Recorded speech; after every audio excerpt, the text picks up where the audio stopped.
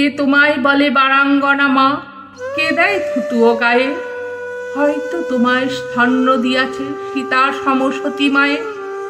নাই হলে সতী, তবু তো তোমরা মাতা ভগিনীরই জাতি।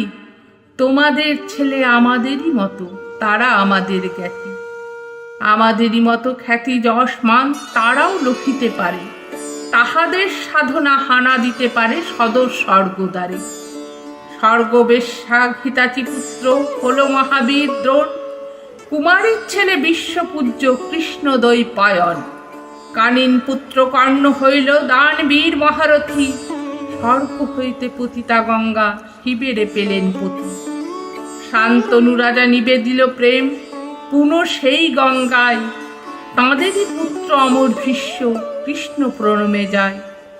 মুনি হল শুনি সত্যকাম, যে জারদ জবালা শিশু, বিস্ময়কর জন্ম যাহার মহাপ্রেমিক সে যিশু।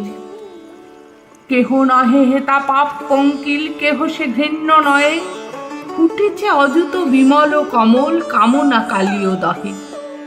শোনো মানুষের বাণী, জন্মের পর মানব জাতির থাকে না কোনো গ্লানি। পাপ করিয়াছি বলিয়া কি নাই পুণ্যেরও অধিকার, শত পাপ করি হয়নি ক্ষুণ্ণ দেবত্ব দেবতার। অহল্যা যদি মুক্তি লভে মা মেরি হতে পারে দেবী, তোমরাও কেন হবে না পূজ্যা বিমল সত্য সেবী।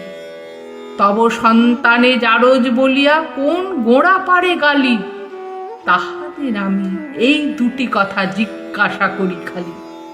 দেবতা গো জিজ্ঞাসী, দেশ শত কোটি সন্তান এই বিশ্বের অধিবাসী, কয়জন পিতা মাতা ইহাদের হয়ে নিষ্কাম ব্রতী পুত্র কন্যা কামনা করিল? কয়জন সৎসতী, কজন করিল তপস্যা ভাই সন্তান লাভ করে? কার পাপে কোটি দুধের বাচ্চা আতুরে জন্মে মরে?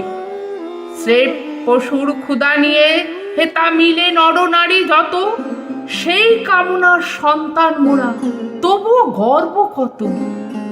শুনো ধর্মের চায়, জারজ কামর সন্তানে দেখি কোনো সে প্রভেদ নাই। অসতী মাতার পুত্র সে যদি জারজ পুত্র হয়, অসৎ পিতার সন্তানও তবে জারজ সুনিশ্চয়।